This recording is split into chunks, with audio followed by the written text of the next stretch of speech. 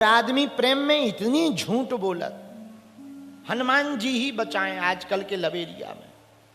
आजकल के लड़का लड़की इतने झूठ बोलते हैं, इतने। तुम्हारी चाल तो हिरनी जैसी है, और बाल तो नागिन जैसे हैं।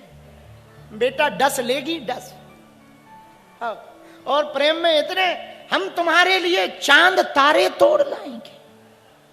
अब जरा प्रैक्टिकल विचार करना, चांद तारे तोड़े लाए जा सकते हैं, खंबा पे बल्ब नहीं तोड़ सकते हैं। खंबा पे चढ़ के बल्ब नहीं तोड़ सकते, लेकिन हम तुम्हारे लिए ठटरी के भरे तेरे बाप की प्लाटिंग है क्या है? जो चांद तारे तोड़ लाएगा। लेकिन अब देखो लंबी और सामने वाला भी आहा, अरे तुम्हारी मुस्कुरान तो आहा। कुछ लोग हम तुम्हारे लिए प्राण दे देंगे, उनसे कह दो प्राण बाद में देना, उंगली काट के भेज दो, तो कहेंगे बाहर में जा, ठटरी भरा, 3 तलाक। अरे भाई, इसको स्वरस कहते हैं। बहुत लोगों को प्रशंसा सुनना प्रिय है, उसे स्वरस कहते हैं। कुछ लोगों को निंदारस प्रिय है, कुछ लोगों को स्वरस प्रिय है, कुछ लोगों को सोमरस प्रिय है। सोमरस समझ गए? पौआ। और इसकी भी हालत पूछो मत महाराज, बहुत गजब है, बहुत गजब है पीने वालों की हालत। एक आदमी हमारा चेला आजकल गोंदिया में रहता है, नाम चंगीलाल। हमने कहा तुमने पीते पीते अपना लीवर खराब कर लिया, शर्म नहीं आती है? बोले गुरुजी दारू तो बहुत बढ़िया है, बस लीवर ही कमजोर निकला है। बताइए, आओ तोरी ठटरी भरे न कटा। आओ आओ, पीने वाले इतने गजब के होते हैं पूछो ही मत, और पीते ही पीते निपट जाते हैं। एक आदमी बोला गुरुजी जुखाम हो गया, पीने से जुखाम मिट जाएगा। एक महात्मा बोले जुखाम क्या, लोगों के मकान मिट गए, दुकान मिट गई, लुगाई मिट गई, तुम क्या?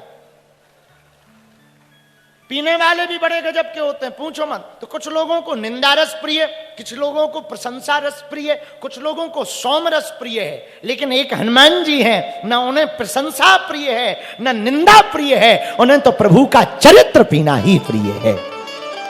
इतने विवाहित पुरुष बैठे हैं, सुनो, तुम्हारी घरवाली पीटती वीटती हो ना, हमारी कथा सुन लो, महात्मा बन जाओगे, तुम टेंशन ना लो।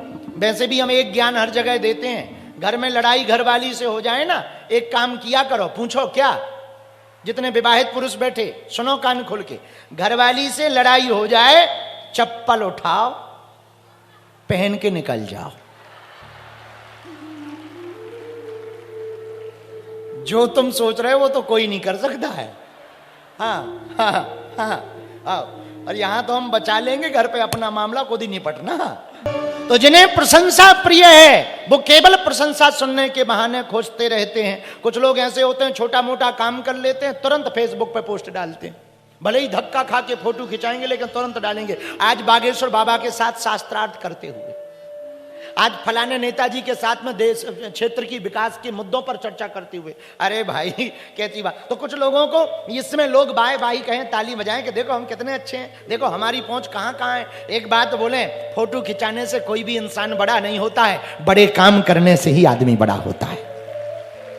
बड़े लोगों के साथ फोटो खिंचाने से आदमी बड़ा नहीं होता। एक बात ध्यान रखना तुम। हाँ, लाइक कमेंट तुम्हें मिल सकते हैं फोटो सेल्फी लेने से। और हम तो युवान बच्चों से यही कहना चाहेंगे, जितने यहां पढ़ने वाले बच्चे बैठे, जितने तुम सेल्फी और रील के पीछे पागल रहते हैं ना, काम ऐसा करो कि लोग तुम्हारे लिए सेल्फी लेने के लिए पागल रहें। ऐसी मेहनत करो, ऐसी उपलब्धि पाओ, ऐसा साम्राज्य अपना बनाओ कि लोग तुम्हारे पीछे पागल रहें, सेल्फी खींचने के लिए, रील के लिए, तुम्हारे बारे में जानने के लिए पागल रहें। ऐसी उपलब्धि पाने का प्रयत्न करो। तो कुछ लोगों को प्रशंसा रस प्रिय है, कुछ लोगों को निंदा रस प्रिय है, कुछ लोगों को सोम रस प्रिय है। एक हमारे हनुमान जी हैं, ये काम के बंदर नहीं, राम के बंदर हैं। कौन से बंदर हैं? बोलो बोलो, अरे जरा जम के बोलो, राम के बंदर। इसलिए प्रभु चरित्र को रसिया। अच्छा, जो राम जी का चरित्र सुनेगा होगा क्या? उसे राम जी को बुलाना नहीं पड़ेगा।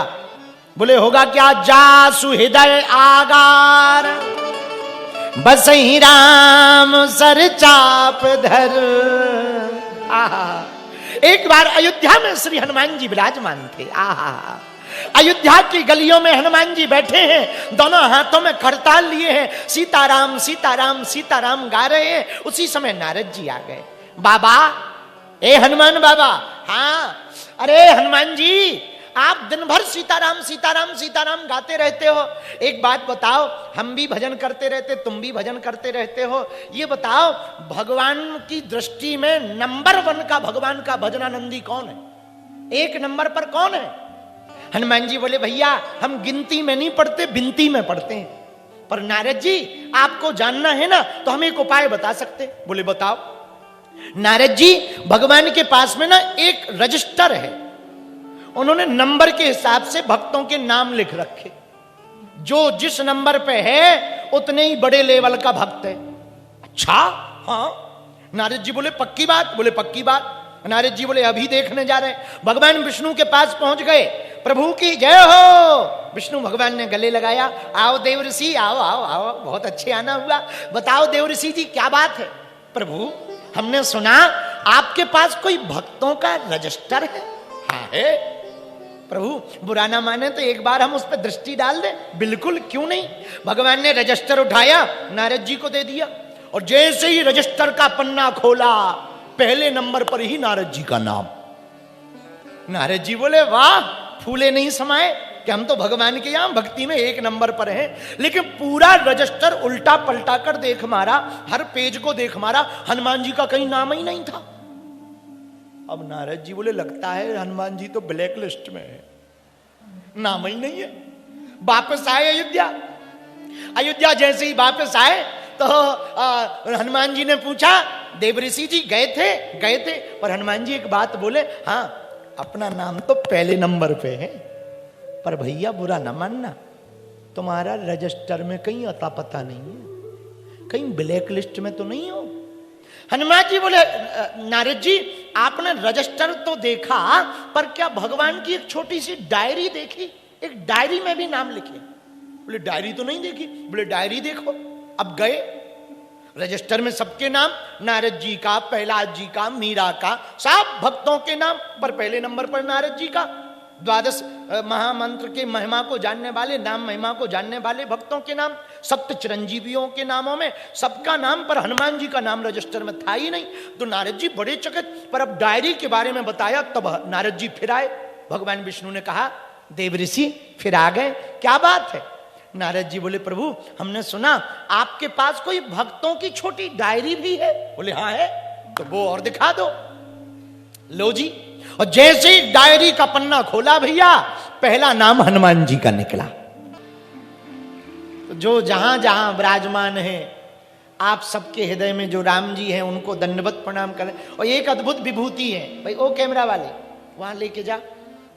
यहां के जो राम राजा सरकार है ना, राम राजा सरकार के श्री महंत जी भी आए हुए, और बड़ा बचपन वाला मन है। वो एक फिल्मी वाला वो गीत है ना, जो टोपा लगाए महाराज जी घुनघुना पकड़े, उन पर जरा कैमरा कर, नक्कटा कर। ये देखो, दर्शन करो आप टीवी पे।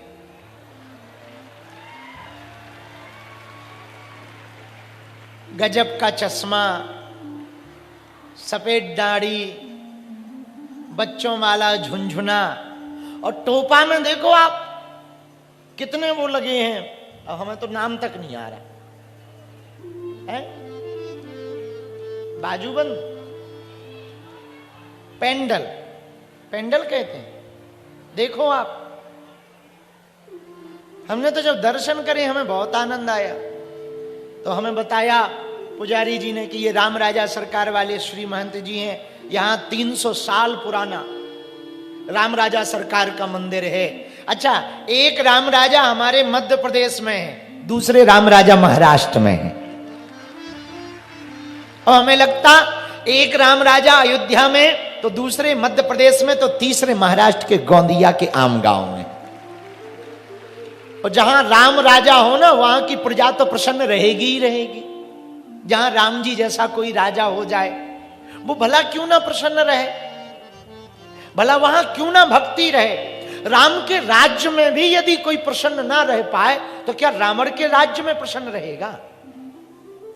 तो यहां राम राजा सरकार प्राचीन मंदिर है, वहां के श्री महंत पुजारी जी भी सा परिवार से रहता है, उनके चरणों को भी हम दंडवत प्रणाम कर रहे हैं। आप लोगों को भी दंडवत प्रणाम हम कर रहे हैं, जो जहां जहां बैठे हैं। आप सबके हृदय में भैया जो हनुमान जी बैठे ना, उनको भी हम प्रणाम कर रहे हैं और आपको भी प्रणाम कर रहे हैं। खूब आप पर कृपा बनी रहे राम जी की, बागेश्वर हनुमान जी की खूब दया बनी रहे और खूब हंसते रहो, मुस्कुराते रहो। और एक बात याद रखना, टेंशन तो कभी कम होनी नहीं।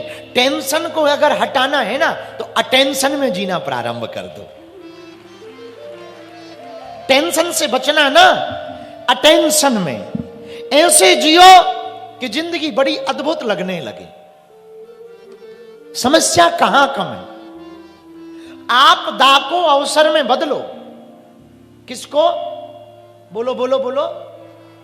आपदा को अवसर में बदलो, विपत्ति को प्रसन्नता में बदलो, मुसीबत को मुसीबत मत मानो, मुसीबत को भी अपने जीवन का एक पहलू मानो कि ये सीख दे रही है हमें। वरना समस्याएं तो किसके जीवन में नहीं है। भगवान राम के जीवन में कितनी विपत्तियां नहीं रही। जो ब्रह्म है, नारायण है, ईश्वर है, अखंड ब्रह्मांड नायक है, जो शाश्वत है, जो परम सत्य है, जो परमात्मा है, उन परमात्मा के भी जीवन में वो नर, जब नारायण नर बनकर आए, भले ही लीला की, पर उनके भी जीवन में तो विपत्ति रही है ना। विचार करो, राम जी के जीवन में जितनी विपत्ति रही उससे 1% भी तुम्हारे जीवन में आ जाती है ना, तुम ढोल नगाड़े पीट डालते। 1%। कितनी प्रभु ने, जो कल तक राजा बनने वाले थे ना, वो दूसरे दिन वनवास चले गए। हम लोगों में से किसी के साथ ऐसा होता कि आज राजा की घोषणा हो गई और कल राजा ना बनना हो, जंगल जाने की बात हो जाए, तुरंत कोर्ट में केस ठोक देंगे, तो बाहर में गया।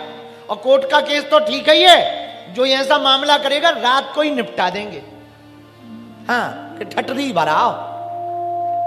विचार करो, ब्रह्म के जीवन में, प्रभु राम के जीवन में जो कल तक राजा बनने वाले थे वो बन गए। पर याद रखना मेरे पागलो, वो बन गए तो बन गए, वो बन गए तो बन गए। ना राम बन जाते, न राम बन पाते। राम तो राम तब बने जब वो बन गए, ना वो बन जाते ना वो बन पाते। इसलिए विपत्तियों को, मुसीबत को आप परेशानी मत समझो ना, उसको भी भगवान की कृपा समझो, उसमें भी मुस्कुराने की आदत डालो। है बड़ा कठिन काम, कहना सरल है, सुनना सरल है, पर विपत्ति आती ना तब सब भूल जाते। अच्छा, ज्ञान की एक आदत है, दूसरों पे तो बहुत बढ़िया काम करता है, खुद पे काम नहीं करता।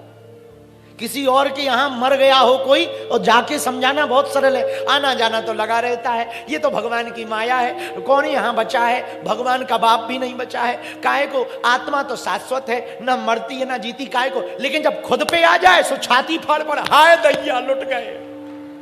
हाँ, ये ज्ञान है। ज्ञान बड़ा विचित्र है, दूसरों पे तो बड़ा काम आता, खुद पे काम नहीं आता है भैया। और खुद पे काम आने लगे ना, समझ जाना तुम ज्ञानी हो गए हो।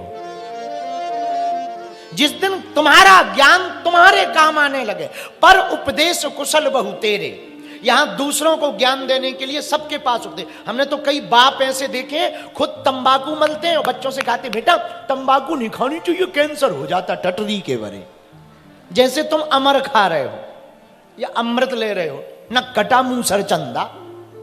अरे भैया, ये ज्ञान ना बड़ा विचित्र है, दूसरों के लिए बहुत फूटता, खुद पे बहुत कम उतरता है। आपदा को अवसर में बदलो। किस में बदलो?